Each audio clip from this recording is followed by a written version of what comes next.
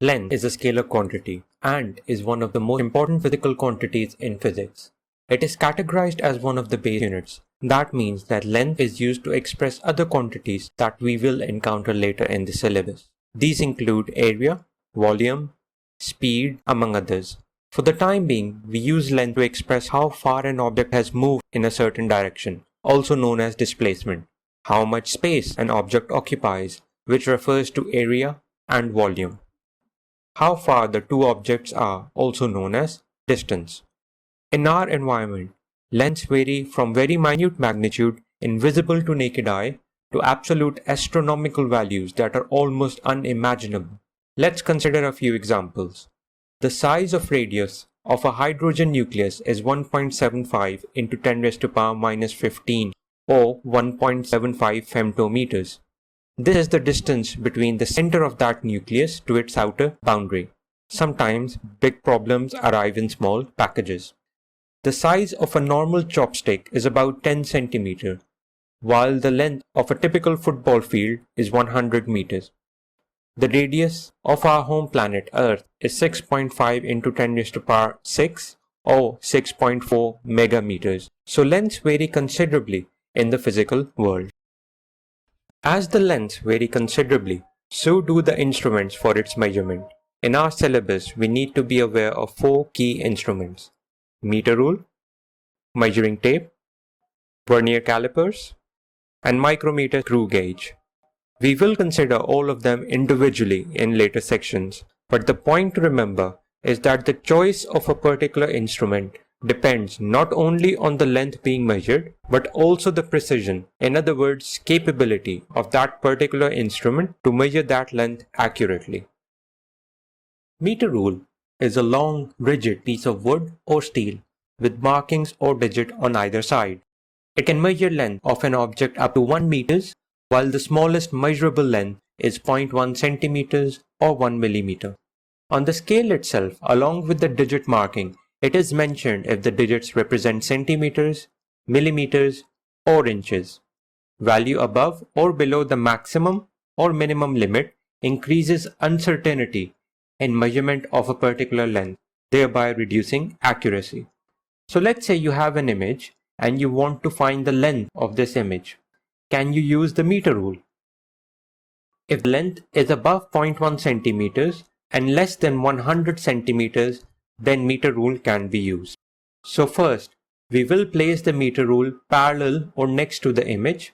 After that, we will mark the two values on the ruler. First, we will mark the final length or higher mark. I say higher simply because the numeric value at that point is greater. Secondly, we will mark the initial length or lower mark.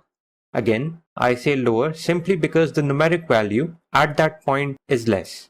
Instrument reading is the difference between the final length and original length, or the difference between the higher mark and lower mark. In this case, the final length or higher mark is 113 millimeters, while the initial length or lower mark is at 0 millimeters. The length of the image is the difference of the two values. In other words, 113 minus 0 equals to 113 millimeters. Next, we have measuring tape, which is made up of retractable steel or other flexible materials. It can measure a wide variety of lengths ranging from 1 to 50 meters. The smallest value can be 0.1 centimeters, 0.5 centimeters, or even 1 centimeter. It all depends on the scale marked on either side. Key advantages of measuring tape are its flexibility in measuring curved surfaces and the variety of lengths that can be measured. Just like the meter rule, instrument reading equals to final length minus initial length. At the right we have an image. Can we determine its length using measuring tape? Yes, we simply place the measuring tape parallel or next to it, just like the meter rule. We then mark the higher and lower points. Length of the image is the distance between the higher and lower mark. Note the number 10 mark in red on the measuring tape. This indicates the number after this 10 is 10 plus 1 equals to 11 centimeter or 10 plus 2 equals to 12 centimeter. The instrument reading is final length minus initial length. In other words, it's 14.3 minus 0 equals to 14.3 centimeter. Both ruler and measuring tape can be used to measure length. However, precaution must be taken to ensure that the reading obtained from these instruments is accurate. This is done by avoiding reading errors such as parallax error.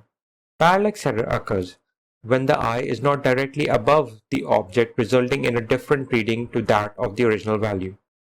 To visualize this problem, we will consider three cases in measuring the length of three identical images. We first place scale next to each image. In case 1, the eye is directly next to the image. So let's draw a black dotted line to represent this position across all three cases. In case 2, the eye is slightly below the black dotted line or the original position at which the eye is directly next to the image. In case 3, the eye is slightly above the black dotted line or the original position at which eye is directly next to the image. We then mark the lower points for all these images. These are represented by the dotted red lines at the bottom, and for the sake of consistency is taken at 0 mm or 0 cm mark. Next, we mark the upper point, which also represents the line of sight of eye to the ruler. In other words, value on the ruler that is visible to the eye. In case 1, it is directly perpendicular to the ruler at 113 mm mark. The accurate length, therefore, of this image is 113 minus 0 equals to 113 mm. In case 2, the line of sight, the dotted red line, is not perpendicular to the ruler. Instead, it is at an angle and strikes the ruler at 118 mm. This marks the upper point value which our eye will see. Therefore, the apparent length of this image will be 118 minus 0 equals to 118 mm.